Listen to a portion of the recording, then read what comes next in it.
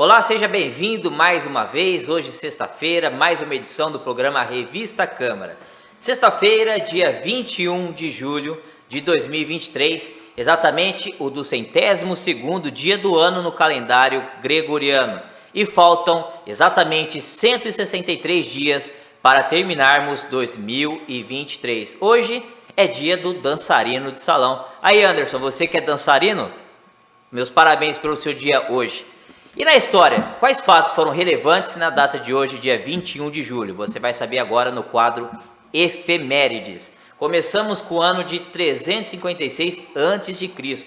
O templo de Ártemis em Éfaso, uma das 7 maravilhas do mundo, é destruído por um incêndio criminoso.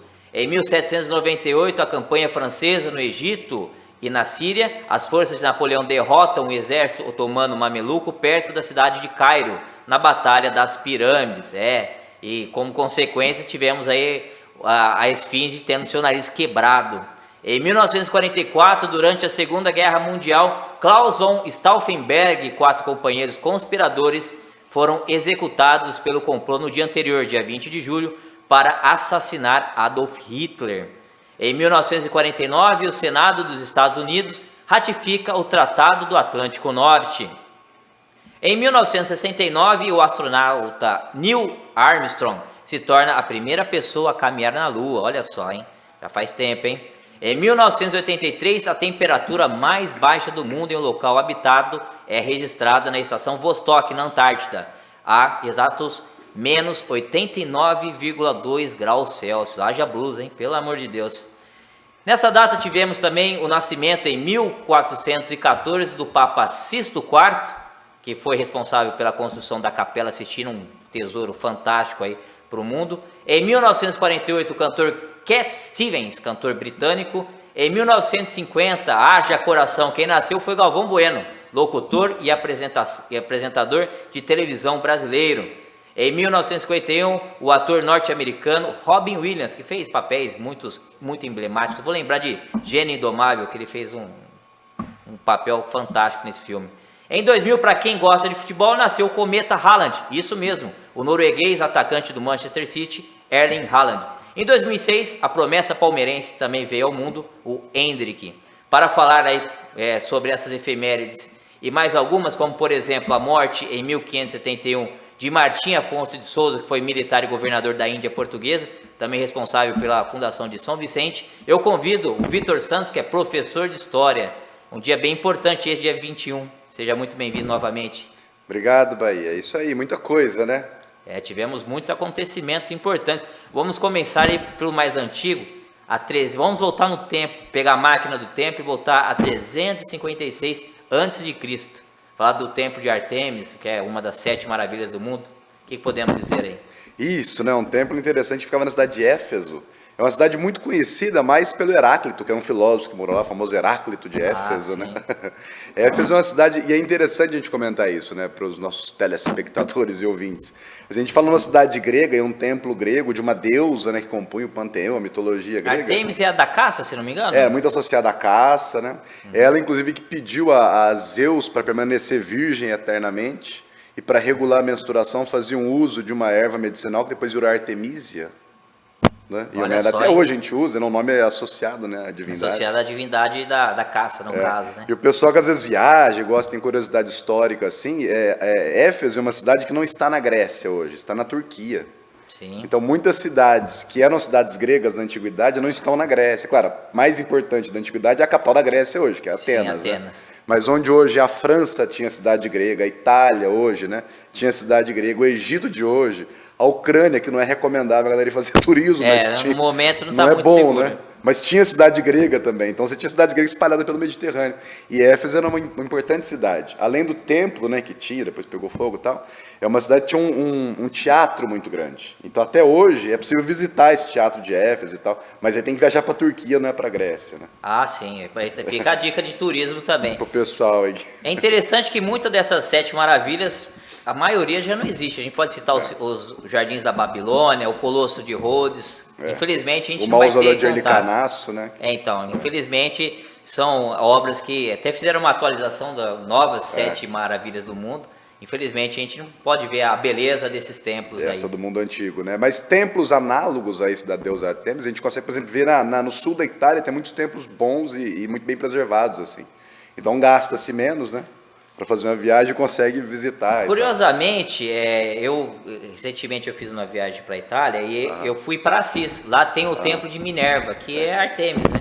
Se não me engano, não é isso? Eu não sei se era Diana, né? Na mitologia romana. Sim, é verdade. Precisa. Mas eu fui era Minerva mesmo, eu construí uma igreja e tal. Da tá mitologia romana, é. Que usou muito, né? A mitologia grega, se baseou muito na mitologia grega. Né? No sul da Itália, a cidade de Tarento, ali fica mais ou menos no salto da bota, né? Pra gente fazer a analogia. Ali tem templos gregos, né? Até hoje, assim. Não só, né? Na ilha da Sicília também, enfim, tá. Tem bastante espalhados aí por cima. A gente pode ver que aquele né? lado ali do Mediterrâneo tem bastante. Ali né? pulverizou bem, Bom, continuando, já avançando um pouquinho, em 1798 tivemos a campanha francesa lá no Egito, e que, entre muitas coisas, o fato que ficou marcado foi, né, que utilizavam a esfinge para a prática de tiro ao alvo. De alvo, né? Napoleão era baixinho, mas era complicado. Era doido, Para quem gosta e tem essa curiosidade de personagens históricos, tem uma biografia muito legal do Napoleão, chama Napoleão, uma biografia política. E aí conta a história dele, assim, porque ele era um corso, né, da ilha de Córcega, não era um francês, assim.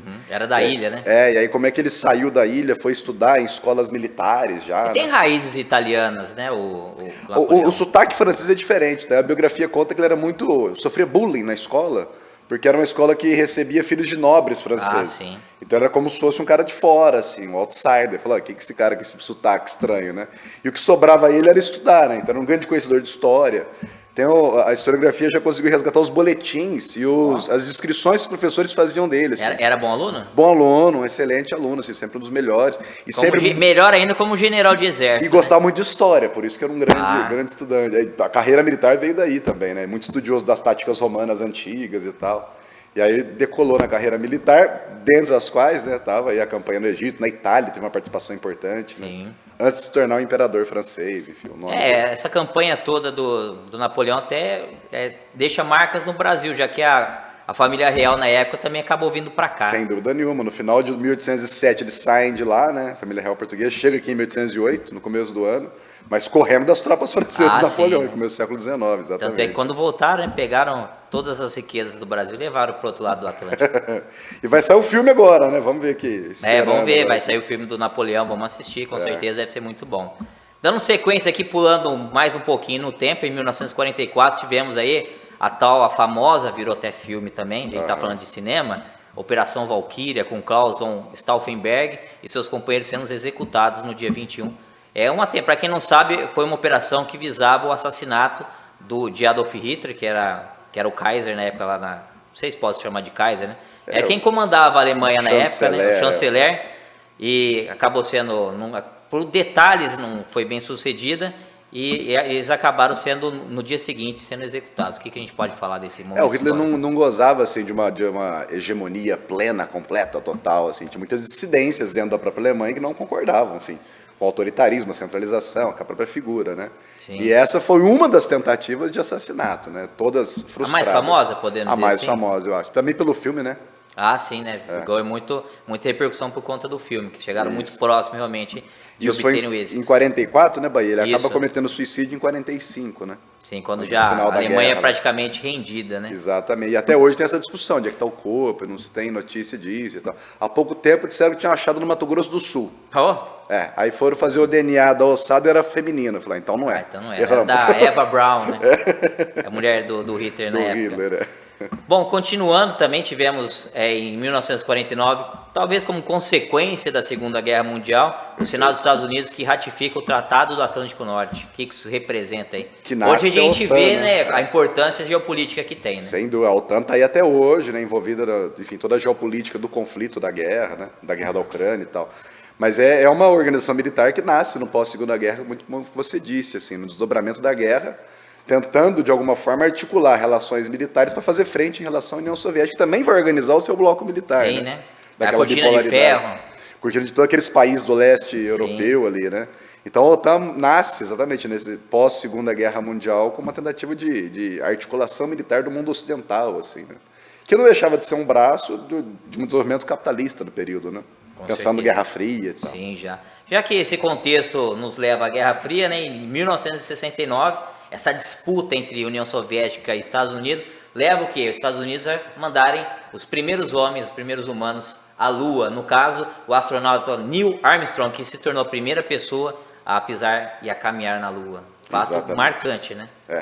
No dia 20 para 21 de julho, né, eles estavam lá e tal. Sim. E aí também muito associado a essa simbologia, digamos assim, da retórica da Guerra Fria, né, de se projetar como potência global mundial que atravessa os limites para o planeta, assim, né, onde a tecnologia consegue mandar. Onde quem né? chega mais longe. Exato. Né? Há pouco tempo agora, né, essas notícias, essas coisas, olha, que o homem não pisou na Lua, e que isso é uma bobagem, não sei o quê, né? Tem gente que acha a Terra é plana ainda, né? Pois é, né? Telescópio da época, caseiro, assim, já conseguia ver na Lua a base da estação que os caras deixaram, então, né? Pisaram sim na década de 60. Pisaram, é fato. É fato. Não é fake. Uma das experiências interessantes que eles fizeram, né, eu mostro sempre isso para os alunos, né? Eles, entre aspas, ratificando o Galileu, né? Concordando com o Galileu, que ele solta 12 instrumentos, assim, eles caem ao mesmo tempo. A gravidade diferente, né? Sim. Que era uma proposta 500 anos atrás, o cara falou, olha, esses corpos com massa diferentes, tendem a chegar juntos no chão e tal.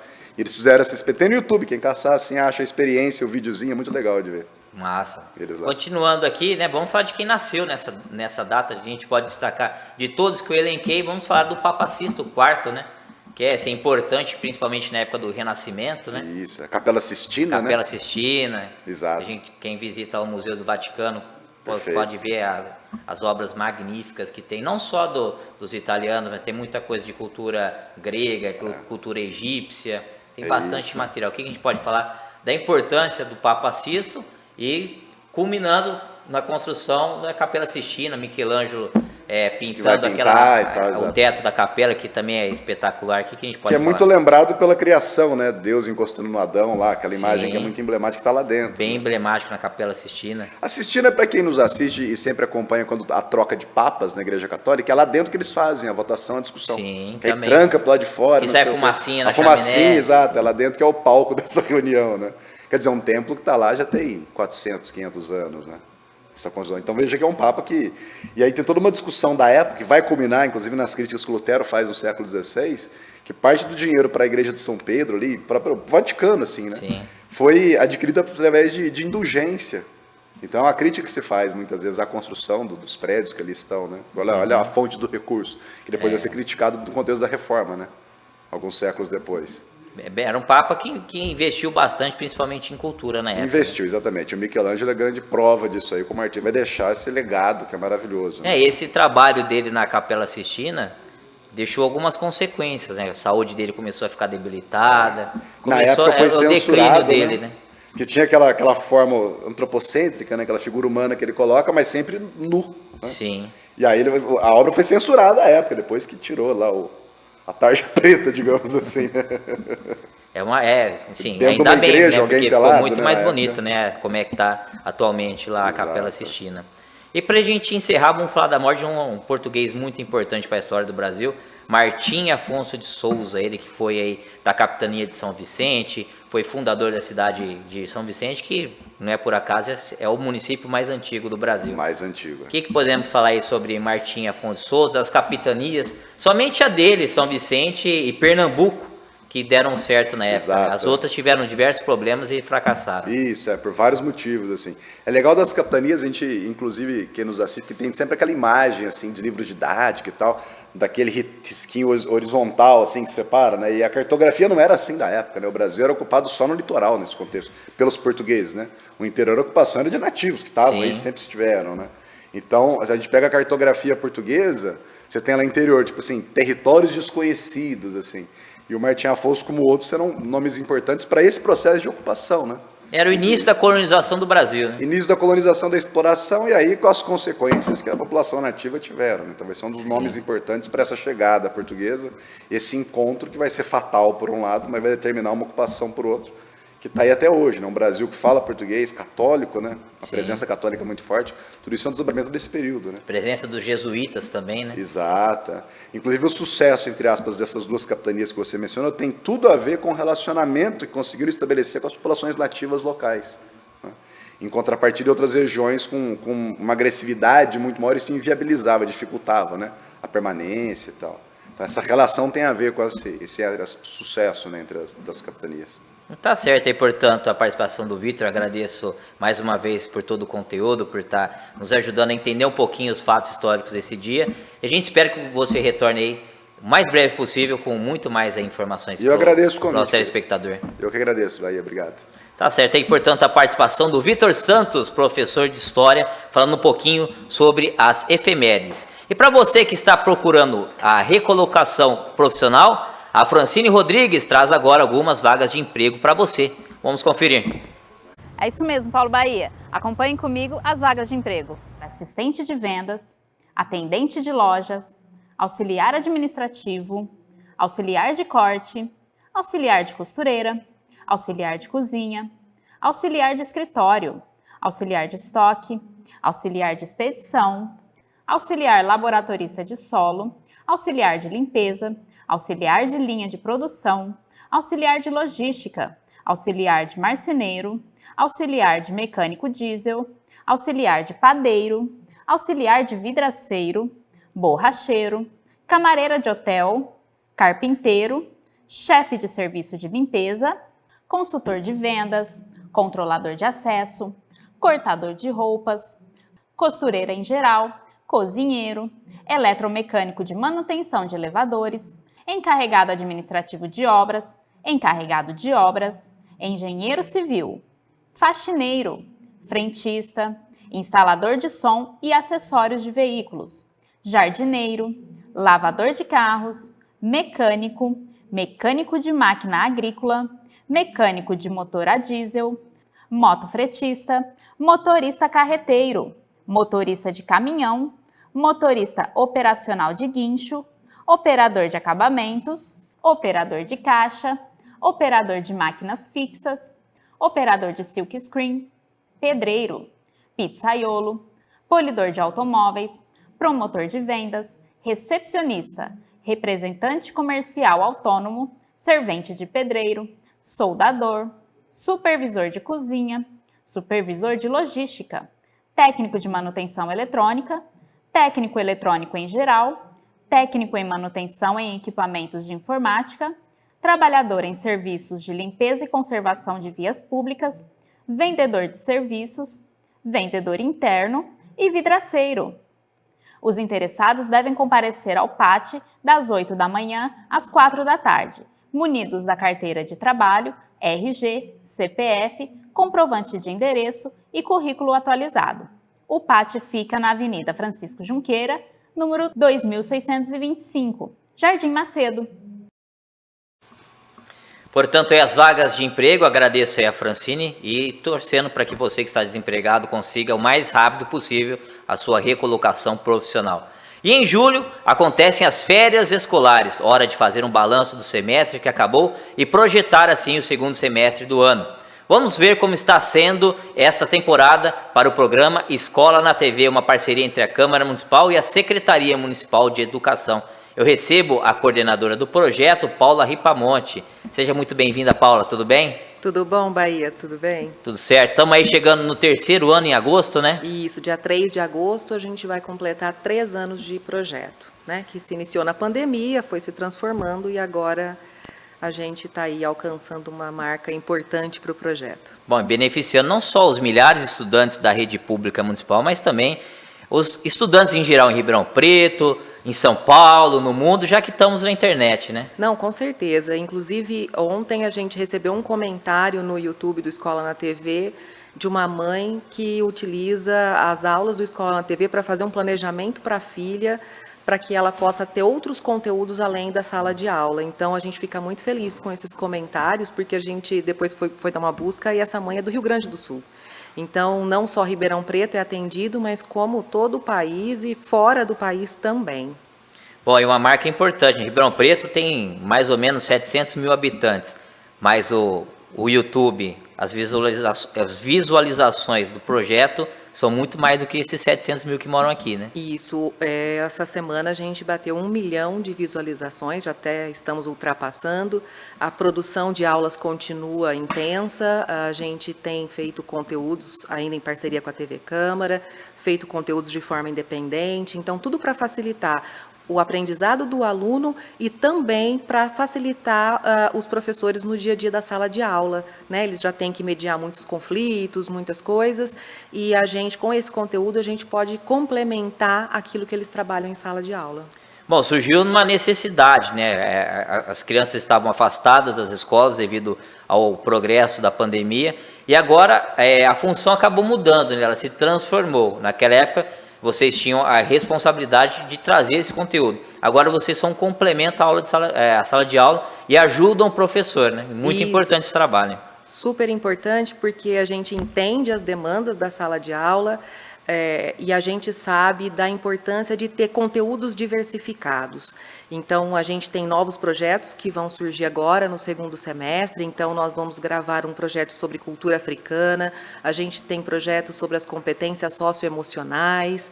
Nós estamos aí com várias dicas de português, conteúdos de música, trazendo inglês associado à música. Então, a gente está diversificando a nossa gama de materiais didáticos, né, à disposição para os alunos. Bom, muito legal isso, né? Juntando duas matérias, encaixando em uma aula só, diversificando, como você falou também. Isso torna o aprendizado mais dinâmico, mais agradável para quem está assistindo também, né? Não, com certeza. A gente tem recebido devolutivas assim maravilhosas sobre essa interdisciplinaridade. Então, a gente aposta nesses conteúdos, porque às vezes durante o dia a dia da sala de aula, os professores, né, se preocupam em entrar na sua sala, nas suas turmas, seu conteúdo, e às vezes eles não se encontram para gerar algum conteúdo. Então, com a equipe, a gente consegue produzir esse conteúdo e levar até os estudantes.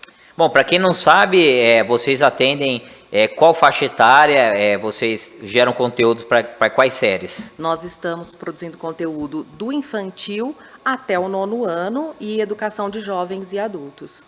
E como você avalia que foi esse primeiro semestre? Olha, para nós foi uma surpresa muito grande, porque esse é o primeiro ano em que nós temos uma equipe dedicada. Não é uma equipe completa ainda, mas nós temos as principais disciplinas sendo representadas. E a gente já viu um aumento na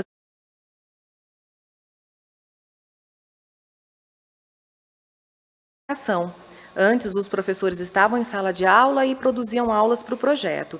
Então, essa é a novidade do ano. Essa é a novidade desse ano. A gente tem uma equipe com essa dedicação. Então, por isso, a gente consegue produzir um conteúdo com melhor qualidade, fazer essas interdisciplinaridades, porque os professores estão à disposição do Escola na TV para fazer isso. E é o que a gente já vê pelos números. Assim, é impressionante como aumentou absurdamente as visualizações e o retorno do público.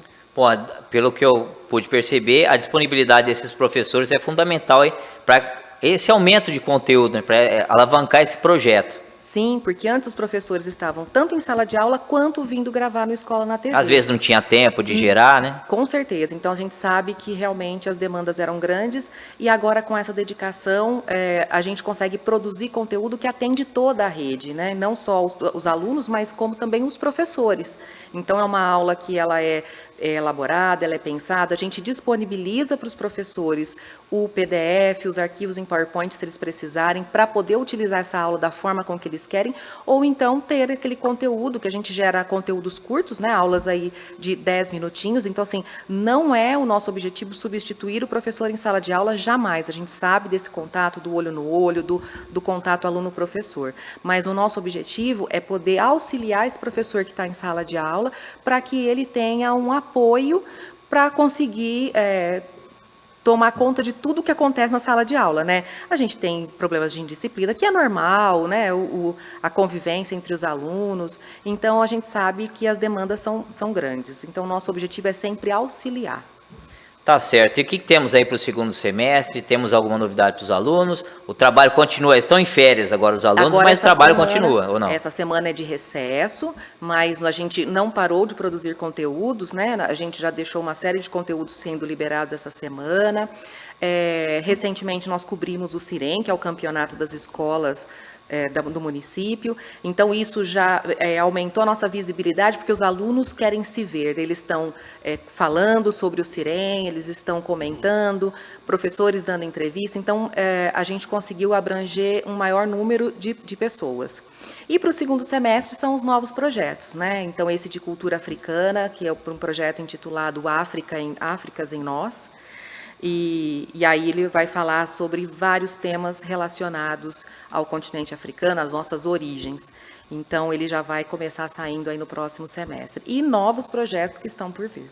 Bom, desse jeito 1 milhão vai ser pouco, né? A gente espera que sim, a gente espera continuar ultrapassando as barreiras, né, com a facilidade do YouTube, da internet. E com isso a gente dá o protagonismo aos alunos, que eles podem buscar o conteúdo no nosso Instagram, no nosso YouTube, no Facebook. Na nossa TV Câmara. Na TV Câmara, com certeza. E aí guiar os seus estudos, complementar aquilo que eles têm mais dificuldade, porque é o professor que vai estar à disposição deles a hora que eles quiserem, né? Sim, para a gente encerrar, Paula, eu queria que você reforçasse, né? A gente sabe que a TV Câmara transmite esse conteúdo, mas vocês também estão no YouTube. A pessoa que tem interesse, quer saber mais, que horários que ela vai encontrar aqui na nossa TV, na TV Câmara, e também qual que é o endereço do YouTube? Isso, na TV Câmara nós estamos de 7h30 às 9h e da parte da tarde também, de 12h30 às 3h. E no YouTube, todos os dias a gente tem conteúdo à disposição. Então, todos os dias, de segunda a segunda, tem publicação de aulas. A gente já faz uma programação para a hora que vocês quiserem acessar. Tá certo, muito obrigado, Paula, que você continue esse importante trabalho, que vem ajudando não só as crianças de Ribeirão Preto, mas as crianças em geral, que necessitam do conteúdo, e até quem está estudando para concurso, por que não, né? Com certeza, porque o conteúdo é o básico, né? A gente, como trabalha do infantil ao fundamental 1 e 2, ele é a base para todo mundo que está estudando aí. Tá, e portanto a Paula Ripamonte, agradeço novamente a participação, e as portas estão sempre abertas para que você possa trazer mais conteúdo aqui para a nossa TV. Obrigada, estamos sempre à disposição. Enquanto isso, vamos falar sobre as ruas de Ribeirão Preto, né? O quadro do André, o André Luiz de Jesus, nosso repórter aqui da TV Câmara, ele que faz essa série espetacular, explicando a história das ruas de Ribeirão Preto. Vamos aí conferir das ruas que ele fala hoje, vamos lá.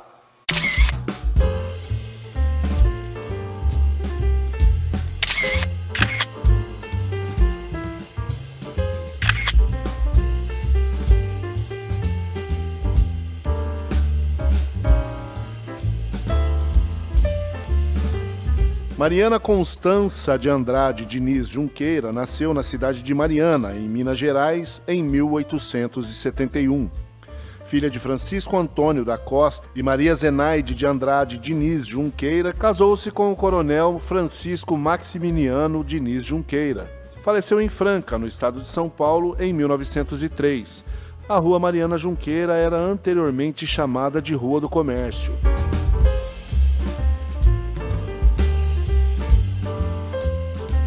Amador Bueno da Ribeira nasceu em São Paulo por volta de 1584 e foi um rico e influente paulista. Ocupou o cargo de capitão-mor e ouvidor da capitania de São Vicente em 1627. Foi casado com Bernarda Luiz e tiveram muitos filhos. Faleceu por volta de 1649. Anteriormente, a Rua Amador Bueno era chamada Travessa Alegria.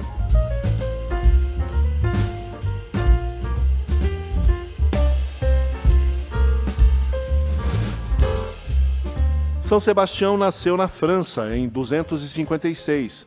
Prestou serviço militar em Milão, Itália, onde foi nomeado capitão da primeira corte da guarda pretoriana do próprio imperador. Identificado como cristão e denunciado ao imperador Diocleciano, foi detido e forçado a renegar sua fé. Foi destituído do cargo e entregue a um pelotão de soldados que o despiram e o amarraram em uma árvore, alvejaram-no com flechas e o abandonaram, julgando que estava morto. Irene, mulher de Cástulo, o encontrou ainda com vida e o levou para casa, onde cuidou dele. Quando se sentiu restabelecido, São Sebastião voltou ao imperador para reprovar sua atitude contra os cristãos e novamente foi condenado à morte. Faleceu a golpes de pauladas e bolas de chumbo no ano 303.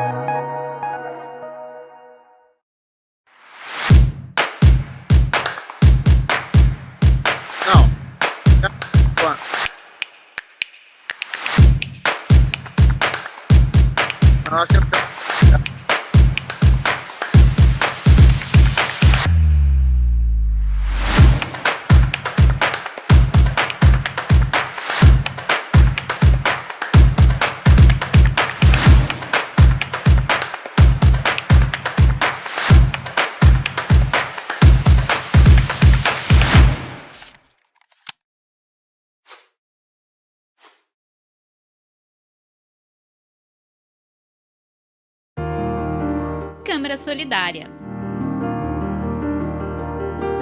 Para aquecer quem mais precisa nesse inverno, os servidores da Câmara Municipal se unem para promover ações em prol a todas as famílias que necessitam neste momento. Nessa ação, serão arrecadados agasalhos e cobertores, e todas as doações serão encaminhadas para o Fundo Social de Solidariedade. Os servidores se unem para contribuir. Venha! Faça parte você também!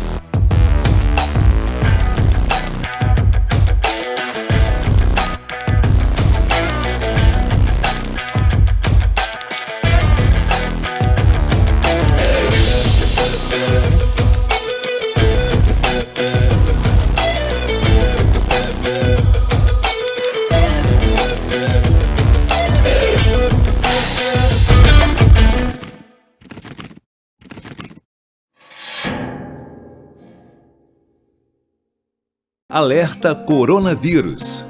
Para proteger você e sua família, gestos simples que salvam vidas. Você já está vacinado. E agora? Continue usando a máscara para cobrir o nariz e a boca, mantenha o distanciamento social, cuide da higiene das mãos. Isso afasta o vírus de você e dos outros. E não deixe de tomar todas as doses recomendadas pelas autoridades de saúde. TV Senado contra o coronavírus. Você sabia que pode quitar suas multas com a Justiça Eleitoral sem sair de casa? Este passo a passo vai te mostrar como utilizar o atendimento online. Ah, e fica a dica: pause esse vídeo conforme for realizando as etapas. Para começar, entre em tre-sp.jus.br. Clique em Eleitor e Eleições, e depois em Atendimento Online. E finalmente em Multas Eleitor em Débito. Ao acessar a página, você vai ver mais informações sobre como funciona a quitação de multa, situações de urgência e valores. Quando estiver pronto para começar, clique em Quitação de Multa. Vá até o final da página e preencha o formulário com seus dados de identificação. Se não aparecer nenhum débito, você está em dia com a Justiça Eleitoral. Caso apareça um débito, clique em Emitir GRU. Após o pagamento, aguarde até 5 dias para a identificação da quitação pela Justiça Eleitoral e registro na inscrição pela zona eleitoral onde for inscrito. A partir daí, ficará regular quanto ao débito pago. Ah, e não se esqueça de guardar o comprovante de pagamento. É simples assim, e tudo online sem sair de casa.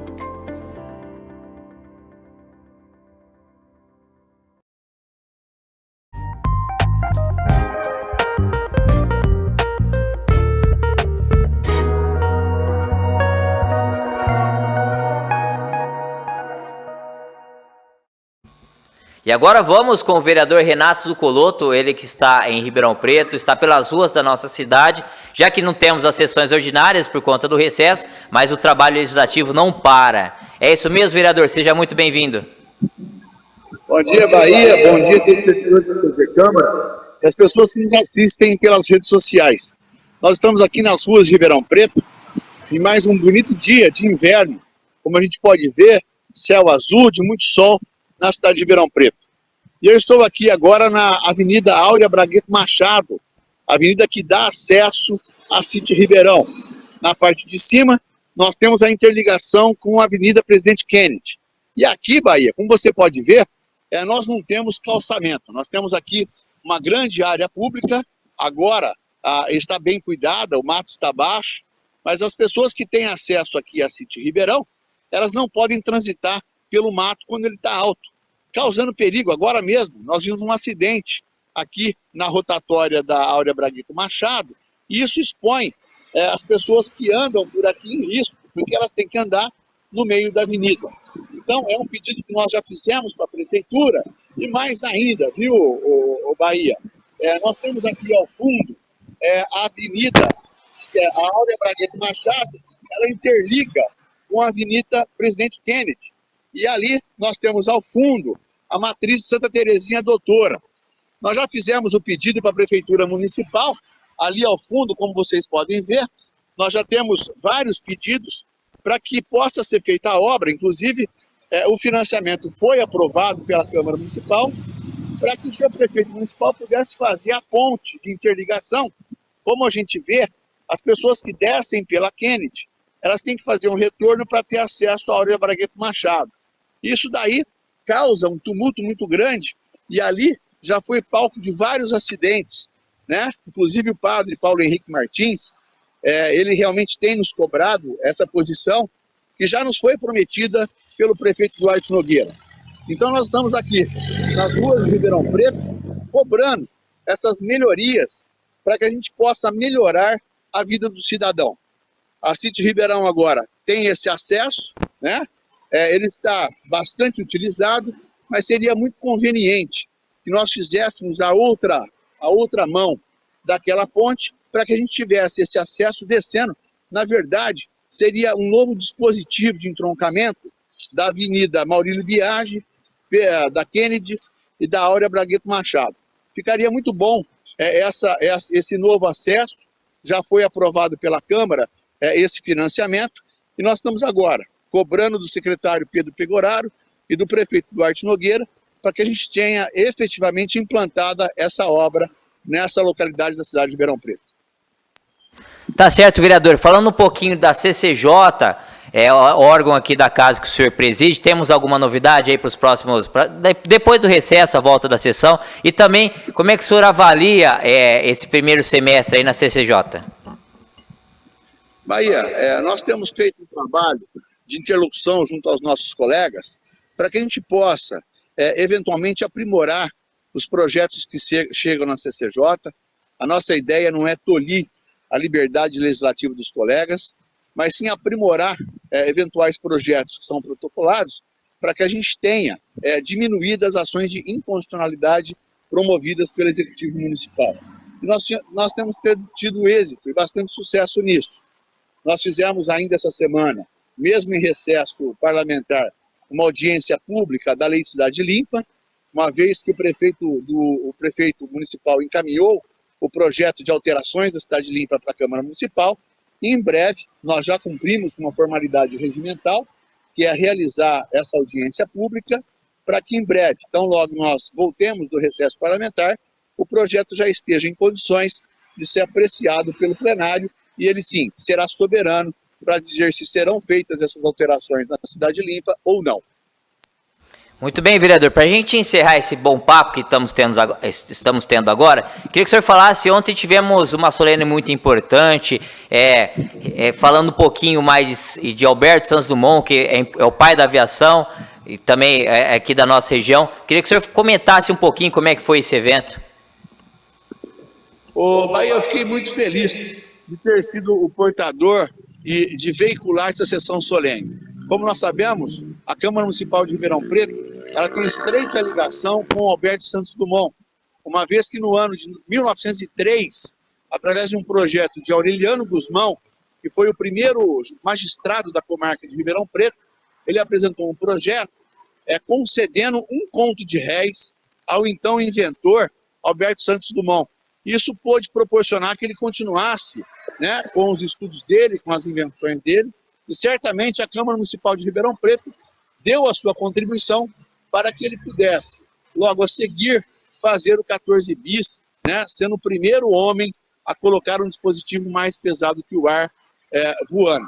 Né? Então, foi uma data muito especial em que a Câmara Municipal se vestiu de gala para que pudéssemos receber o artista visual Cordeiro de Sá, né, ele que desenhou o selo, e muito interessante, nós sabemos que ele tem já, é o segundo bloco de selos que ele desenha, ele desenhou o bloco do bicentenário da independência do Brasil, e ontem foi um prazer saber como que ele faz para poder desenhar esses blocos de selo, o que ele tem que observar. Então realmente foi uma tarde muito bonita, em que a Câmara realmente teve uma importância histórica, mais uma vez, na vida de Alberto Santos Dumont. Bom, vereador, portanto, aí passando a limpo as ações do gabinete, a gente agradece a sua participação e a gente aguarda por novidades, que o senhor tem aí bastante trabalho, Ribeirão Preto precisa muito aí dos vereadores participando aí da vida pública e olhando aí por nossa cidade. Mais uma vez, obrigado, e as portas estão sempre abertas aqui do nosso programa.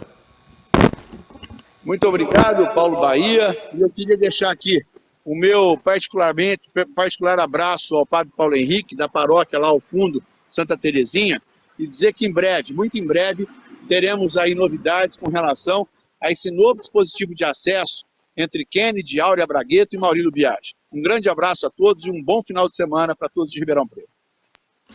Tá certo aí, portanto, as palavras do vereador. É uma conquista importante, já que o trânsito nessa região aí tem certas horas do dia que é bem complicado.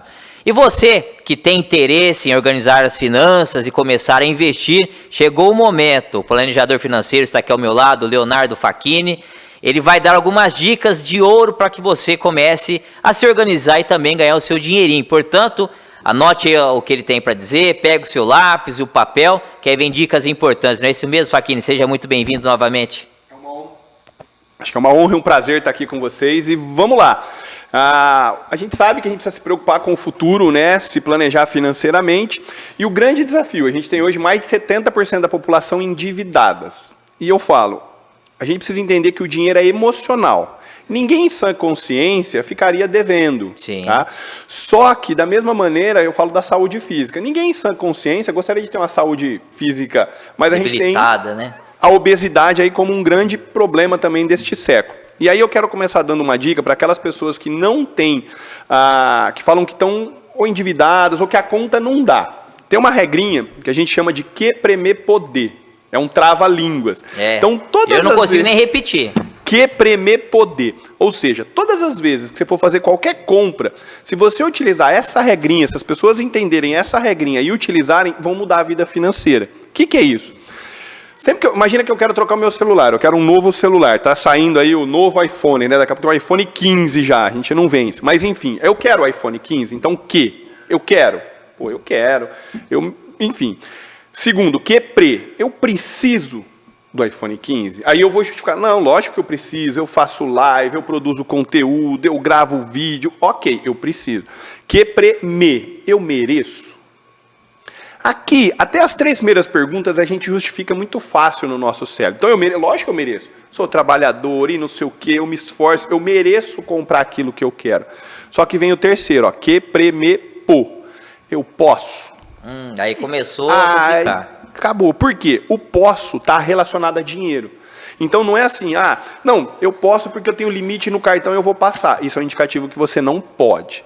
Então, é um desafio, mas se a gente chegar nisso e falar, eu tenho dinheiro para comprar à vista? Tenho, eu posso. Ainda assim, eu tenho que passar pela quinta, que é que premer poder. Eu devo fazer isso agora, neste momento. Por que fazer isso no mês de julho e não agosto ou setembro? Então, se eu refletir verdadeiramente sobre essas 5 perguntas, a gente passa a fazer compras mais assertivas, que aí, consequentemente, a gente vai começar a organizar e otimizar o nosso orçamento. É um planejamento, porque além dos gastos, nós temos os impostos, que nem você falou do poço, aí estamos aí perto em dezembro, janeiro já vem IPTU, já vem IPVA, já é um outro, não é um mês qualquer, né? Já é um outro problema. Aí vira aquela bola de neve, né? Exatamente. E um ponto, eu vou pegar esse gancho para falar de promoções, porque brasileiro, o ser humano gosta de promoção. Então você vê lá, 20% de desconto, 30% de desconto, 50% de desconto. Eu gosto de provocar as pessoas e dizer o seguinte, não existe desconto fora do meu orçamento.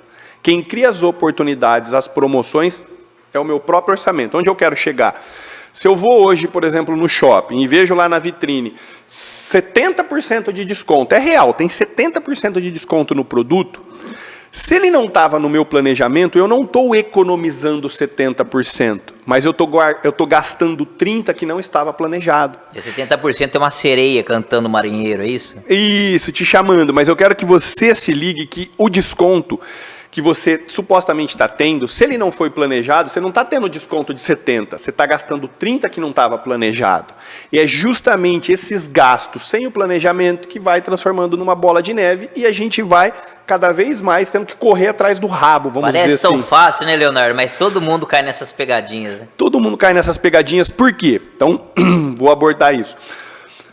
Planejamento de vida, eu preciso equacionar presente e futuro. Então, eu, Leonardo, hoje estou com 41 anos. Tá? Eu penso, o que o Leonardo de 42 quer viver, de 43, de 44, e sucessivamente. E aí eu vou desenhar esse planejamento. Tá? Só que o que eu percebo? As pessoas têm dificuldade de sonharem, de projetarem o futuro, porque elas estão agora lamentando que já não aconteceu no passado. Então, nossa, mas minha vida está difícil, eu ainda não tenho a minha casa própria, eu não fiz isso, eu não fiz aquilo, e aí a gente perde a oportunidade de viver. O único momento verdadeiro que a gente pode viver é o agora. Então, uma regrinha aqui, se eu pudesse ajudar vocês eu gasto 70% do meu tempo para viver o presente, o agora, conectado, tá? 20% eu gasto com o futuro e 10% somente com o passado, porque o passado me traz sabedoria, me traz aprendizado. Então, de uma maneira simplista, como é que a gente começa o planejamento? Primeiro, eu preciso olhar como que eu estou gastando dinheiro, porque Premier Poder já vai te ajudar a gastar de uma maneira melhor ou mais eficiente. Depois, eu sou o primeiro a dizer, se você não tiver um projeto claro para o futuro, eu quero realizar isso, fazer isso, eu vou ser o primeiro a incentivar você a gastar hoje. Ponto. Porque não tem sentido. Eu vou guardar dinheiro para quê? Dinheiro pelo dinheiro, esquece. Eu estou me tornando ainda mais escravo e refém desse dinheiro do sistema capitalista. Sim. O desafio não, peraí, eu dou um exemplo. Imagina que você tem um orçamento de 10 mil reais por mês. Pronto, meu orçamento é 10 mil reais por mês. O que as pessoas fazem? Elas querem gastar 11, querem gastar 12. Aí pega cheque especial, cartão de crédito, um monte de coisa. Qual que é o desafio? Eu tenho 10 mil reais hoje. Só que eu tenho que gastar, talvez a maior parte, que seja 80%, 90% desse dinheiro com o Léo de 41. Mas eu posso pegar uma pequena parte desse dinheiro e gastar com o Léo de 42, de 43, de 44. O que eu quero dizer com isso? Eu gasto todo o meu dinheiro todos os meses, só que eu estou gastando um pouquinho com cada Léo que existe dentro de mim. De uma maneira mais confortável, mais controlada. Por quê? Porque quando eu gasto com o Léo do futuro, eu tenho uma coisa chamada investimentos. Os juros compostos trabalham ao meu favor. Quem aqui já ficou devendo cheque especial, cartão de crédito, sabe o poder dos juros que vai crescendo a dívida. Só que nós não fomos ensinados e ninguém consegue vivenciar o processo inverso. Você está do outro lado da ponta e eu estou recebendo os juros e vendo o dinheiro trabalhar para que eu realize os meus projetos, para que eu realize a minha vida, entendeu? Esse é o grande desafio. Eu só tenho uma curiosidade, uma pulga que ficou atrás da minha orelha, a gente iniciou essa conversa, das letras lá que eu não vou conseguir pronunciar. Que Premier Poder. Isso, você citou o caso do iPhone. Por exemplo, a pessoa vê lá a questão do iPhone, chegou lá na receitinha, mas ela assim, ela quer criar algo dela, né? Quer investir, tipo assim, eu vou ser um youtuber, eu vou usar, eu preciso tal, mas eu não tenho condições. Mas se eu fazer esse investimento e ter o retorno, eu vou conseguir pagar essa dívida, isso também pode ser uma via de duas mãos? Não, aí são 2 pontos, excelente pergunta, porque uma coisa é nós entendermos, a gente vai trazer o conceito de ativo e passivo para o orçamento. O que é passivo? Tudo que eu compro e gera despesa para mim. Eu não consigo ter retorno. Então, você que está me assistindo, se você tem um iPhone 14 e você não gera R$1 com ele, ele é um passivo para o seu orçamento. Você tem uma baita de uma ferramenta... Só vai ser um gasto. Só vai ser um gasto. Você tem uma baita de uma ferramenta que não tem. É aquele negócio, eu falo, você tem uma Ferrari para tirar da garagem e voltar da garagem. Agora, nesse caso, eu tenho um iPhone, eu gravo, eu tenho meu canal do YouTube, eu monetizo, isso passa a ser uma ferramenta de trabalho. E aí muda um pouquinho o contexto. Por quê? Porque aí você precisa já olhar para o YouTube, para o que quer que seja, como um negócio. E aí eu diferenciar a pessoa física, né, do meu negócio. E aí no negócio os conceitos são diferentes, porque aí eu estou olhando como um investimento, e é super válido. Não, mas aí tem que ver o peso e o retorno. O peso no orçamento de você investir na questão do iPhone ou um outro produto. A gente citou o iPhone, que era a conversa, né? Sim. Mas também se o retorno, né? Se é a curto prazo, a longo prazo, porque aquele gasto é agora, é imediato, né? Mas o que acontece? As pessoas, eu não sei, mas nós temos um viés de ser perfeccionistas. Então as pessoas dizem, não, enquanto eu não tiver a câmera, eu não começo o meu canal do YouTube. Até fica o convite aqui, eu tenho um canal no YouTube, eu tenho mais de 800 vídeos publicados já, né? E aí que tá, a grande maioria dos vídeos que estão no meu canal do YouTube foram gravados com o iPhone 4. Uma outra boa parte foi gravado com o iPhone 6. Agora, recentemente, enfim, a gente vem atualizando, mas a maioria... Se planejou para chegar nisso. A grande parte do meu canal do YouTube foi gravado com o iPhone 4. Então não dê desculpa para você começar. Para a gente começar um negócio, a gente não precisa necessariamente de dinheiro. A gente precisa de energia. Eu preciso de 2 coisas, dinheiro ou energia. Dinheiro, gente, é o que mais tem hoje. Você encontrar um sócio investidor é relativamente simples, só que ele vai investir numa energia. E muitas das vezes as pessoas falam, não, eu não consigo crescer o meu negócio porque falta dinheiro, eu não consigo avançar porque falta dinheiro. Mentira. Falta energia. Falta energia para você fazer aquilo acontecer. São conceitos diferentes. Uma coisa é eu olhar para as finanças pessoais, para minha casa, para minha família. Uma coisa é eu olhar para o empreendedorismo, para o meu negócio, para a minha empresa, entendeu? Mas, enfim, é isso. Leonardo, o papo tá bom, mas a gente tem que encerrar para a sequência no programa. Fica aqui o convite para a próxima oportunidade, você trazer mais dicas de finança para nós. O Gabriel já está até anotando tudo ali no caderninho dele. Vamos ver se ele vai se organizar. Ele tem dinheiro, ele fica escondendo ouro aí, mas ele tem dinheiro. Mais uma vez eu agradeço e muito obrigado aí pelas informações. Eu que agradeço. Se eu puder deixar minha rede social, então, o Instagram é Léo Facchini Oficial, a mesma coisa no YouTube. Perfeito. E, portanto, os conselhos do nosso consultor financeiro, o Leonardo Facchini. E já que você quer investir, que tal investir em saúde? O Vitor Gutierrez, que é preparador físico, ele vai dar algumas dicas importantes para que você possa fazer aí um trabalho seguro, ter o seu resultado e causar menos problema, aquelas dores chatas, aquela fadiga. Vamos conferir aí com ele. Olá, meu nome é Vitor Gutierrez, sou personal trainer e venho trazer para vocês alguns exercícios para fazer a correção da cifose. Principalmente para você que trabalha sentado, muito tempo no computador, que a longo prazo isso vai te encadear uma má postura. E a cifose nada mais é que os músculos das costas alongados, que geram uma má postura. Tipo, você está no computador, tem aquela envergadura, que é normal, que isso te acarreta a longo prazo. E com isso eu vou ensinar vocês a fazer alguns alongamentos, mobilidade e fortalecimentos específicos para a cifose.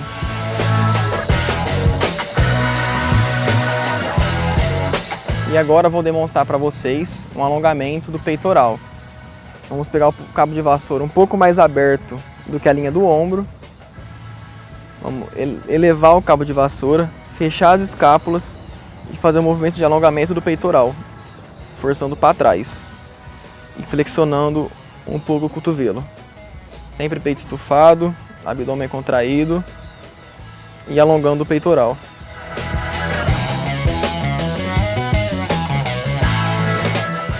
E agora vamos fazer o alongamento do músculo elevador das escápulas. Vamos pegar a cabeça, levar para o lado direito do nosso corpo, como se fosse encostar a cabeça no ombro e forçar o braço esquerdo para baixo. E agora vamos fazer o alongamento do músculo trapézio. Vamos juntar as duas mãos, Colocar um pouco para cima da nuca, olhar para baixo e puxar a cabeça para baixo, olhando para o chão. E agora vamos trabalhar um pouco de mobilidade escapular. Vamos pegar o cabo na linha dos ombros, elevar ele até a linha do ombro e vamos fazer uma retração com as escápulas. Para trás, para frente. Para trás, para frente. E agora vamos trabalhar um pouco de mobilidade para os ombros. Esse movimento, quanto mais aberto você pegar, mais fácil ele fica.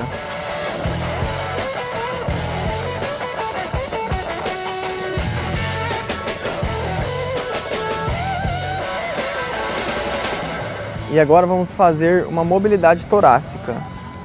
Pode ser em cima do colchonete, pode ser em cima de algum lençol, algum pano, tapete. Vamos deitar no chão, de lado, com as pernas flexionadas. Vamos estender os dois braços na frente do rosto e vamos fazer a abdução, encostando a mão do outro lado.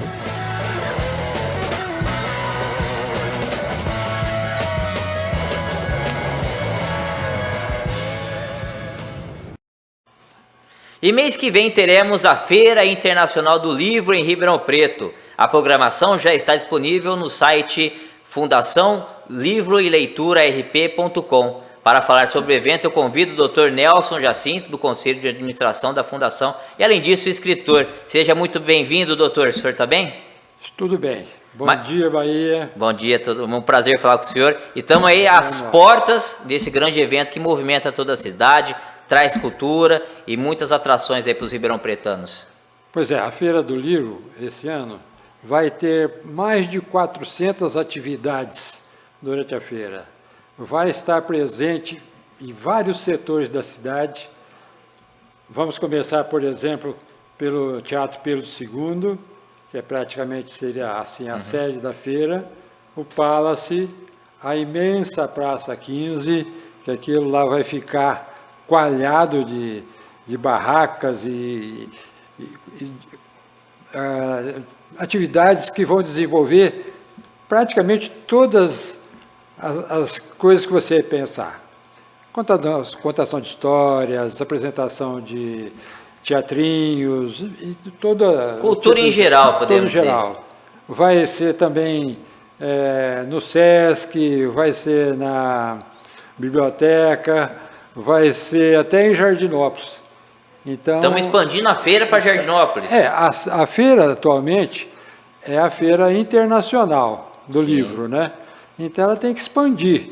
Na verdade, ela está sendo obrigada a expandir a cada ano que passa, né? É bom que agracia toda a nossa região, né? Temos muitos municípios aqui na região de Ribeirão Preto. O primeiro passo é para Jardinópolis, aí quem sabe Batatais, Brodowski, Cravinho, Serrana, no futuro próximo. Então, a feira, esse ano, ela já fez atividades em várias cidades da região de Ribeirão Preto. Então, ela está criando feiras pequenas em toda a nossa região. É uma cultura, né? Uma cultura importante, a cultura da leitura, a cultura do livro, a oportunidade que alguns autores têm de divulgar os seus trabalhos. Temos aqui o Gabriel, que é meu amigo, ele tem alguns livros também, ó. Quem sabe ele pode expor também na Feira do Livro. Sim, pode expor. E que dia que inicia? Em agosto, a 22ª edição, começa dia 12, é isso?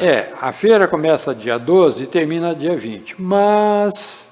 Porém, todavia... Contudo, entretanto... No dia 11 vai haver uma apresentação anual do Pedro II, a nossa querida Modé, Cristina Modé, vai apresentar um coral. Então, vai apresentar o coral e tal, e a seguir o Dom Pedro vai abrir e lá vai ser o lançamento real da feira. Isso, vai ser o início mesmo. Início, quer dizer, não é considerado o início. O início é considerado no dia seguinte, no sábado, né? Sim. Mas vai ter assim bastante coisa para falar da feira e vai ser assim uma pré-apresentação da feira. E o senhor vai expor esse ano? O senhor também é escritor? Vai estar lá entre os autores? Vou estar. Eu vou expor E eu também eu e a minha esposa, nós coordenamos toda a atividade dos escritores da região.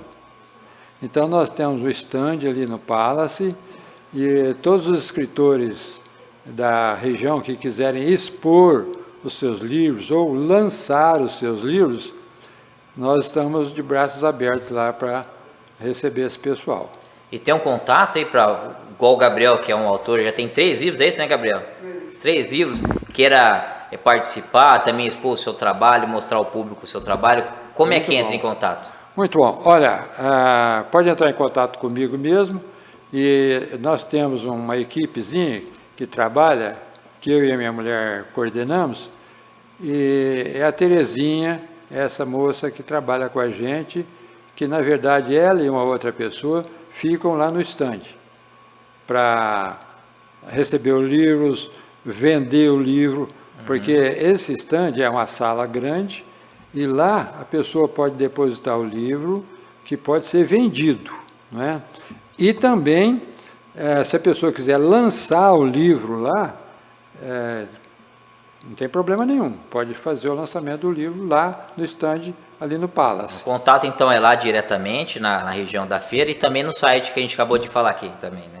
As informações.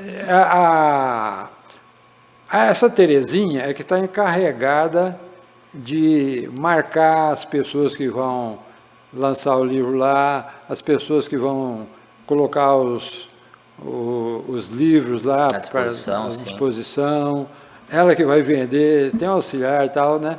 E ela vai tomar conta desse setor lá. Doutor Nelson, então queria que a gente encerrasse essa entrevista com o senhor chamando não só os autores, mas também a população em geral para esse evento que vai começar aí em agosto, já no comecinho, meio de agosto mais ou menos, a Feira do Livro, a 22ª edição da Feira Internacional do Livro em Ribeirão Preto. Então, esse evento, agora, evento internacional, eu acho que não só chamar, mas até convocados os escritores, os leitores e as pessoas em geral, porque é a segunda feira ao ar livre do Brasil. Então é importante que as pessoas participem. E manter essa tradição, essa cultura. É manter muito importante. Essa tradição, e a gente, eu que estou aí à frente dos escritores, vão ter mais de 150, 200 escritores que vão apresentar seus livros lá. E quem não for escritor, quem não for apresentar o livro, vai participar da mesma maneira, porque é uma coisa espetacular, não é uma festinha de fim de semana. É um grande evento. É um grande evento. Doutor Nelson, muito obrigado pela sua participação e desejamos aí todo sucesso para os autores e também para os coordenadores aí deste importante evento para Ribeirão Preto, e as portas são sempre abertas para que o senhor possa participar aqui do nosso programa, trazendo muitas informações para os munícipes de Ribeirão Preto, para quem está nos acompanhando. Então, muito obrigado, eu fiquei muito satisfeito de estar aqui falando com vocês e falando com o público Ribeirão Preto. E vou deixar aqui uma revista, não sei se você já tem a revista da feira. A Feira do Livro, vocês conseguem pegar aqui? Olha aí. Aí, a Feira do Livro de Ribeirão Preto. Eu agradeço o presente e reafirmo o convite para você, Ribeirão Pretano, participar da Feira do Livro. Muito obrigado mais uma vez, doutor. Obrigado, Marcinho, pelo convite e até uma próxima oportunidade. Com toda certeza. Portanto, aí o doutor Nelson falando da Feira do Livro, e a gente continua nessa pegada cultural, porque agora quem chega é a Francine, para falar um pouquinho das atrações aí do final de semana, da semana como um todo aqui em Ribeirão Preto. Você que gosta aí das atividades culturais, Francine já está na ponta da agulha com tudo aí que vai rolar em Ribeirão Preto nessa próxima semana. Mais uma vez, seja muito bem-vinda, Francine. Agora ao vivo, ela foi gravada, agora chega ao vivo. Olá, Paulo. Olá, você que nos assiste na TV. Vamos para as dicas desse final de semana? Vamos lá. Sim. Então vamos lá. Amanhã, sábado, dia 22, acontece mais uma edição do Clube Literário Resenha Preta de 2023. O projeto, que tem como objetivo oferecer uma aproximação a elementos da formação para as relações éticas raciais e da vivência cultural por meio da literatura afro-brasileira. A Resenha Preta deste mês irá discutir o livro Reza de Mãe, do escritor Alan da Rosa, que estará presente na atividade com mediação da Carol Ferrari e Lorena Ramos. O encontro acontece na sede da Fundação do Livro e Leitura de Ribeirão Preto, que fica na rua Professor Mariano Siqueira, 81. Vai ser amanhã, às 10 da manhã, e é aberto ao público interessado, é gratuito. O próximo evento, vamos lá, também amanhã, acontece o projeto Cultura em Todo Lugar, no Jardim Cristo Redentor, com várias atividades culturais e artísticas para a população, como oficina de brinquedos, brinquedoteca, oficina de circo, pintura facial, entre outras atividades. Esse projeto vai acontecer na rua Antônio Martinelli Maronese, 825, das 9 da manhã ao meio-dia. Já para você que adora uma quermesse assim como eu e o Paulo Bahia, adoramos uma quermesse, sim. Amanhã, hoje, na verdade é hoje, amanhã e domingo vai acontecer o Arraiá Viva Ribeirão. O evento é gratuito, contará com decoração típica para mostrar a rica história e costume do interior paulista. Vai ter lanche pernil? Provavelmente. Espero então, que sim. Conta comigo, então. Eu acredito que sim.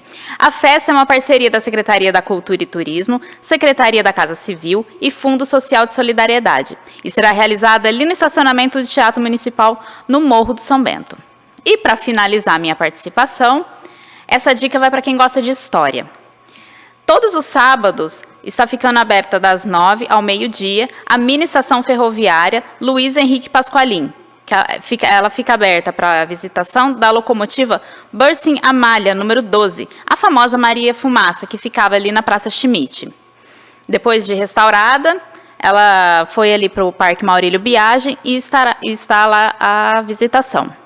Para você que quer agendar alguma visita em grupos, as visitas à Maria Fumaça são realizadas durante a semana, das 9 da manhã às 5 da tarde. E essa visitação deve ser agendada.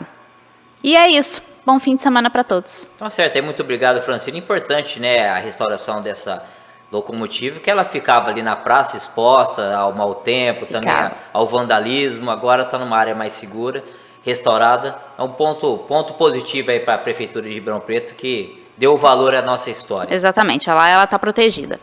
Bom, e agora nós vamos falar do quadro É Lei. E a nossa convidada é a vereadora Judete Zilli, que fala sobre a lei que institui a Política Municipal de Prevenção e Combate à Violência Política contra a Mulher. Fala aí, vereadora.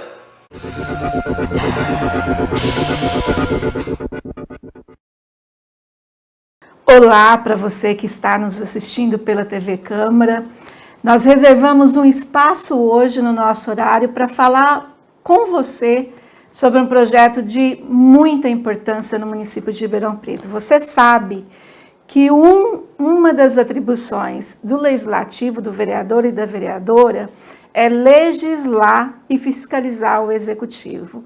Legislar significa fazer leis, discutir leis, aprovar, e aí o prefeito promulga a referida lei.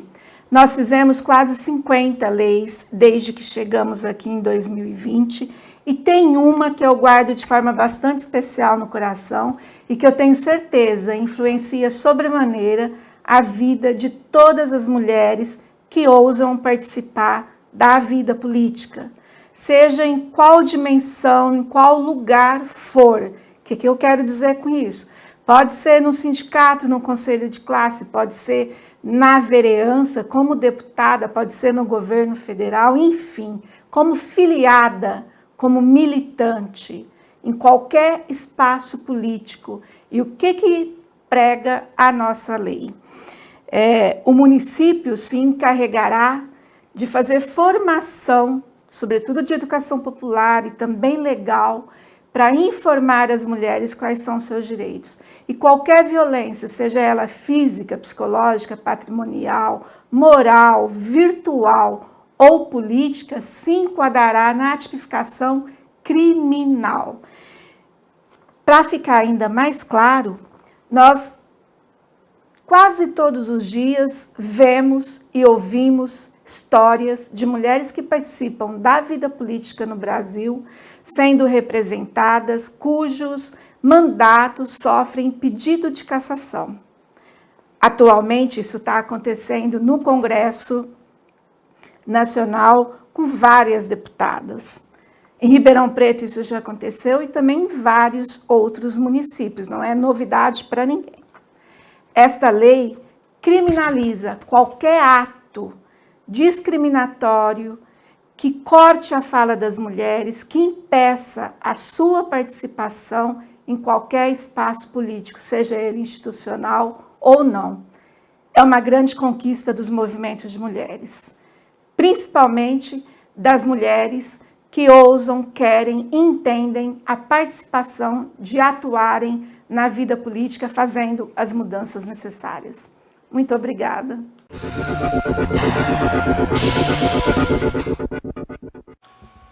Bom, e agora é hora de dar boas risadas aqui no nosso programa. Eu converso com o comediante Gabriel Pereira, ele que compõe os Preferenciais, o grupo de humor, que tem em comum o quê? São deficientes físicos, mas utilizam o humor aí para trazer alegria para as pessoas, contam suas piadas.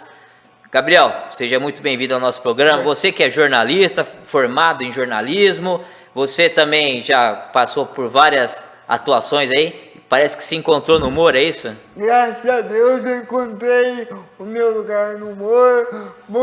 Boa tarde, Paulo, boa tarde, telespectadores da TV Câmara.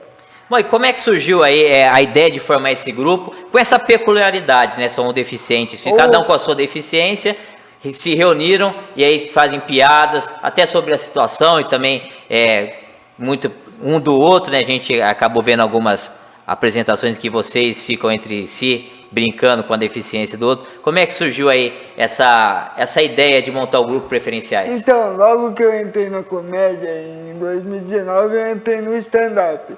Aí, o cara mais experiente da comédia de Ribeirão, o Jeff John Belli, ele me falou que tinha o Cadu, que é um rapaz que é imitador, que tem dificuldade de locomoção também. Aí eu conheci o Cadu, de lá a gente conheceu o Stanley, que hoje está morando em São Paulo, e também conhecemos o Alex Siri, que hoje não faz mais parte, e fundamos o grupo. Bom, e vocês estão expandindo, né? Sair das fronteiras de Ribeirão Preto, já estão fazendo em outras localidades shows, né? Fizemos em várias localidades do interior, Pontal, Barrinha, Jardinópolis, fomos para Lorena, no Vale do Paraíba. Andaram bem, hein? Longe, Lorena, hein? Nossa Senhora, é mais ou menos a distância entre eu e o sucesso financeiro, Lorena. Mas você anotou as dicas do Leonardo Facchini há pouco, né? Anotei. E estamos vendo mais algumas coisas pro segundo semestre também. Já pode dar algum spoiler já ou ainda é segredo? Por enquanto ainda não, mas deixa eu confirmar que todos ficarão sabendo.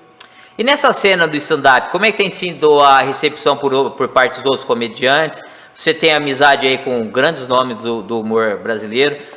Como é que foi essa entrada, essa receptividade, não só para você, como também para todo o grupo? Cara, eu acho que a melhor forma de você tratar um deficiente é esquecer que ele é deficiente.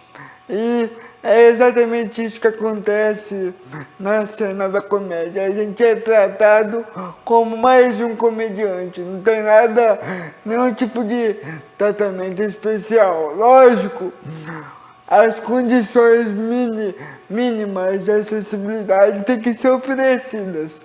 Mas, fora isso, não tem nada especial, não.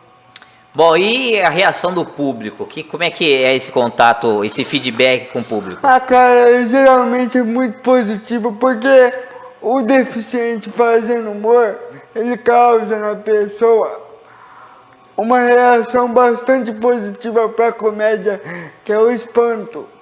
A pessoa ainda se tem muito aquele preconceito velado de achar que o deficiente é um ser inferior, que é um ser que precisa de ajuda psicológica, que está sempre doente. Quando você sobe no palco e conta uma piada, causa espanto e o espanto causa risada. Muito bom. Eu queria saber de você, né? É uma pergunta que vale para todos os humoristas. você acredita que o humor ele tem um limite? Cara, o limite do humor é dado por quem consome. Tem várias coisas do humor que eu não consumo. Aliás, eu raramente vejo comédia no meu dia a dia para não limitar o repertório. O limite do humor é dado por quem consome. É simples. Você não gosta de uma coisa, você não assiste. Agora, assistir uma coisa para falar que não gosta, além de ser um pouco hipócrita, é um paradoxo. Você vai assistir um negócio para falar que não gosta. Eu acho estranho esse raciocínio. Tá certo. Para a gente finalizar essa conversa, eu preciso lembrar para você que esse aqui é um programa de família, que nós estamos num horário comercial. Eu queria que você contasse aí uma piada para que as pessoas pudessem conhecer um pouquinho do seu trabalho. E antes de você contar a piada, como é que funciona esse processo criativo para você desenvolvê-la? Cara, geralmente eu desenvolvo as piadas porque eu demoro um pouco para dormir, Paulo.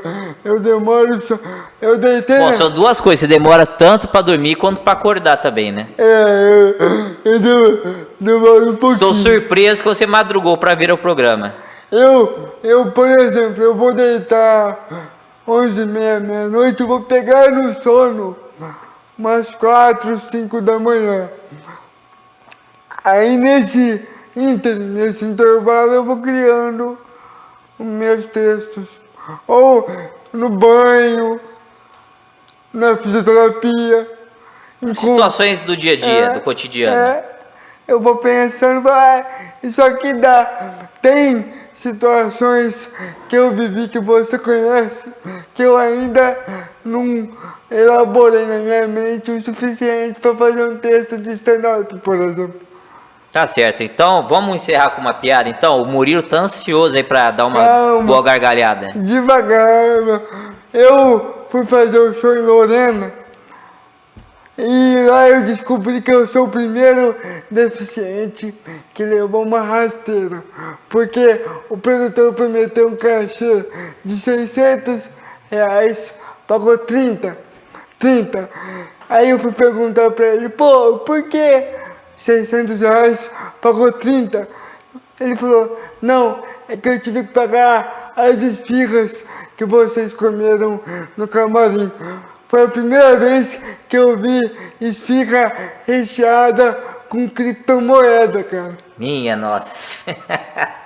Ai, Gabriel, tá certo, eu agradeço aí. Você encerra de uma maneira brilhante essa conversa. Espero que você possa voltar aqui mais vezes para falar não só desse trabalho, mas também de outra área de atuação sua, que é escritor. Já tem 3 livros lançados, mas esse é um papo para uma próxima oportunidade, né? Sim, obrigado os telespectadores da TV Câmara.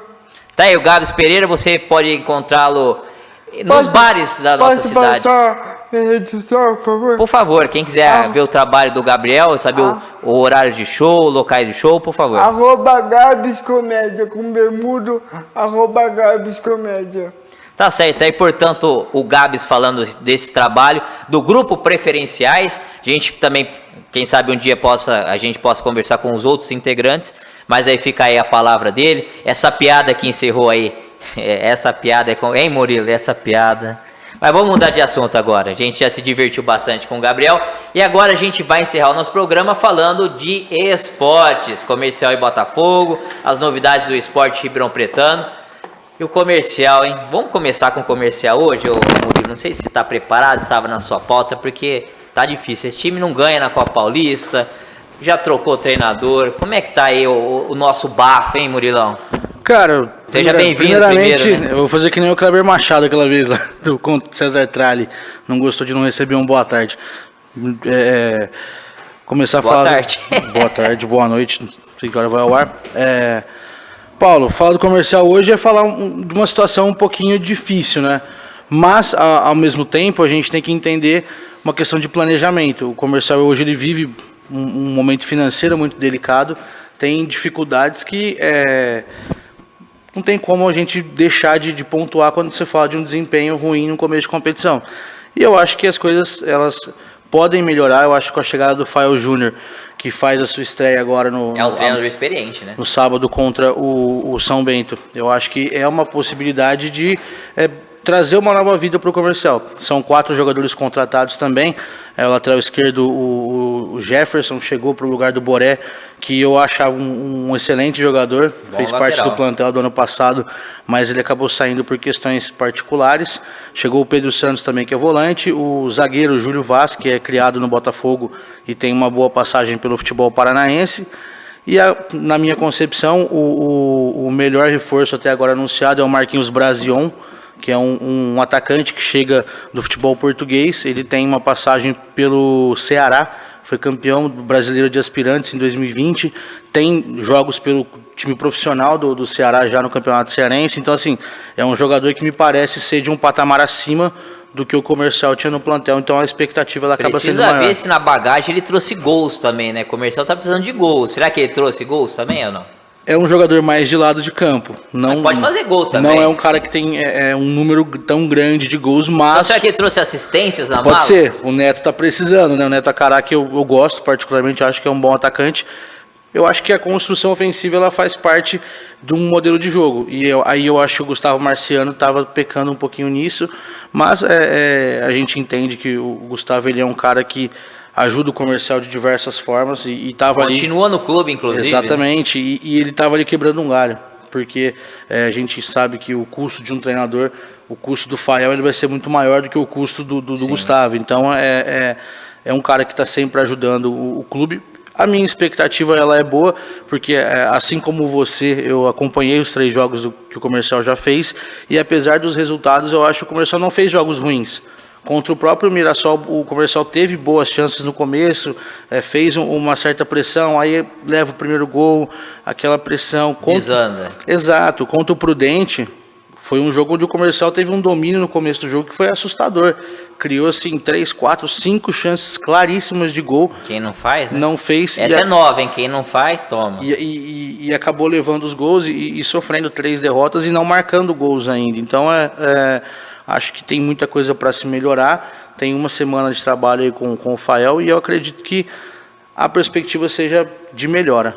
Até porque piorar não vai ter como, né? Murilo, pra gente encerrar do Comercial, a chegada do Fael já visando a Série A2 do ano que vem ou ainda é muito cedo, muito incipiente para saber se vai continuar esse projeto na Série A2 ou só estendido até o final da Copa Paulista? Se eu fosse gestor do Comercial, eu já estaria pensando num projeto de Série A2. Não sei se com o Fael Júnior. Porém, eu acho que é difícil você colocar um trabalho da forma como ele está, condicionado a um bom resultado para que ele continue no ano que vem. Porque é difícil fazer as coisas acontecerem da forma que o Comercial está hoje. Com o plantel que tem, com o tipo de contratação que tem. Porque a gente tem que alinhar sempre, Paulo, porque o discurso da diretoria, o discurso do Ademir Chiari e do Fauzi, antes de começar a competição, era de que o Comercial faria uma preparação para a Série A2. Deu ruim se for essa preparação. A gente está aqui tentando captar bons jogadores mais baratos, de um custo que se encaixe no nosso perfil para projetar a Série A2. Nesse momento, eu acho que o caminho ele até é bom, porque o Luizinho, para mim, é um bom achado, apesar de ter se machucado, deve voltar, mas é um menino que tem condições. O Neto Acará, também acho que é um jogador para a Série A2, um cara que o Comercial pode desfrutar, pode usar esse jogador no futuro. O próprio Christopher foi um jogador que me agradou também. Vamos ver como é que o Marquinhos aí vai se comportar. Então, acho que nesse sentido... São jogadores baratos que vai permitir o Comercial fazer contratações maiores, né? Exato, porque o Comercial tem uma folha enxuta. Então, você precisa de jogadores que tenham um custo mais baixo, mas que te entreguem. E aí, para você poder trazer as famosas cerejas do bolo, né? Trazer aqueles caras que completam o elenco. Bom, agora para a gente encerrar de vez, vamos falar do Botafogo, que vem fazendo uma campanha legal na Série B do Campeonato Brasileiro. Uma campanha sólida, sem sustos, né? E tá na boca ali. Se marcar, consegue esse acesso para a primeira divisão. O Botafogo ele tinha um problema de performance, não de resultado. Tem uma boa pontuação, são 27 pontos, está a 7 pontos do líder, que são 3 líderes, né, que dividem ele com 34 pontos. Então o Botafogo está no bolo. A gente tem sempre que lembrar, o Botafogo hoje tem um jogo a menos, Então, uma vitória contra o Londrina na próxima segunda-feira deixa o Botafogo numa condição muito, muito boa, próxima da zona de classificação para a Série A do Campeonato Brasileiro, perto do G4. Então, assim, tem jogado bem, tem jogadores para estrear. O Ivonei deve participar do jogo contra o Londrina, deve estar à disposição. Boa contratação essa, é do Santos, né? Exatamente, o meio-campista que chega do Santos, é um cara que tem uma qualidade elevada, um cara que sabe jogar. Eu tenho acompanhado os treinamentos no dia a dia do Botafogo e ele tem um nível acima, você percebe que a qualidade dele é diferente. Então, a projeção ela é boa, Paulo. O Botafogo ele entrou na competição com o intuito de se manter na Série B. Eu acho que hoje a realidade já é outra, a realidade é de poder alçar voos maiores, poder brigar de fato aí por um acesso, mesmo com um plantel menos recheado do que de outros adversários como o Ceará, Sport, Atlético Goianiense, o próprio Vila Nova, que são times que têm muitos jogadores conhecidos. O Vila Nova, por exemplo, tem o Ralf, que fez história pelo Corinthians, acabou de contratar o Henrique Almeida, que era do São Paulo, América Mineiro, e tantos outros clubes do futebol brasileiro. Juventude tem o Nenê, então assim, tem vários times que tem... Jovem Nenê, né? 43 anos e jogando muito, já tem 5 gols na Série B. Pode mudar pra vovô já o nome dele. Mas é um cara que entrega, né? Então assim, tem times que, por exemplo, o Sport tem o Wagner Love, um cara de 39 anos, que é um dos artilheiros da Série B. Se não me engano, o Sport é o melhor ataque do Brasil esse ano, né? Exato. O Sport tem o Wagner Love tem um número muito alto de gols, apesar da idade. Vai ter um baque agora que vai perder o Luciano Juba, que era um dos melhores jogadores do elenco, e vai pro Bahia. Então, mas eles ainda vão manter o Juba, eles não aceitaram o valor que o Bahia está oferecendo, vai usar ele por mais 11 jogos, e aí depois libera ele pro Bahia, ele vai ficar sem jogar até o final do ano. Tá certo, mais alguma coisa aí do futebol ribeirão-pretano, do esporte em geral? Se bem que segunda-feira a gente tem o início da Copa Feminina. De Ribeirão Preto, eu vou deixar, a gente já encerrou, mas eu queria passar as informações do jogo Brasil e Panamá, estreia do futebol feminino, Copa do Mundo. Vamos acompanhar, pessoal, porque... Será que o Brasil vai? Está otimista? Temos aí seleções encardidas aí assim, nesse Mundial. O Brasil hoje é uma seleção diferente do que já foi. Hoje é um time mais coletivo do que a Marta resolve. Então eu tenho boas expectativas. O Brasil está num grupo teoricamente não tão complicado. Tem a França, que é uma das favoritas, mas tem Jamaica e Panamá, dá para o Brasil se classificar com certeza. E aí no mata-mata, amigão, é o que tiver, é sorte, é jogo, não tem essa de o melhor vai vencer. Ali o jogo é jogado. Então o Brasil trouxe a escalação da seleção brasileira que vem treinando, e a Marta não deve começar jogando, ela está com um problema na coxa e ela deve ser poupada. Deixa ela para quando a gente precisar no mata-mata. Exatamente, né? O adversário é o Panamá. Como é o Panamá, então dá para você ir não menosprezando o Panamá, né? Sim, mas dá para você ir com uma escalação alternativa, tem outras boas opções. O Brasil vai com a Letícia no gol, Antônia, Kathleen, Rafaela e Tamires completando a linha defensiva.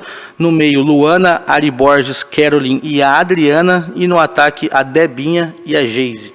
Esse deve ser o Brasil aí para enfrentar o Panamá na segunda-feira, às 8 da manhã. Vamos acompanhar Brasil e Panamá, Copa do Mundo Feminina, que é a primeira edição de Copa do Mundo em que 32 seleções vão estar disputando. Então, 2 países também, né? Exato, Austrália e Nova Zelândia, e o Brasil está chegando bem para essa Copa do Mundo, bem preparado, técnica Pia vem fazendo um trabalho longevo já na seleção brasileira, então eu tenho boas expectativas, sim. Se vai ser campeão, Paulo, não sei.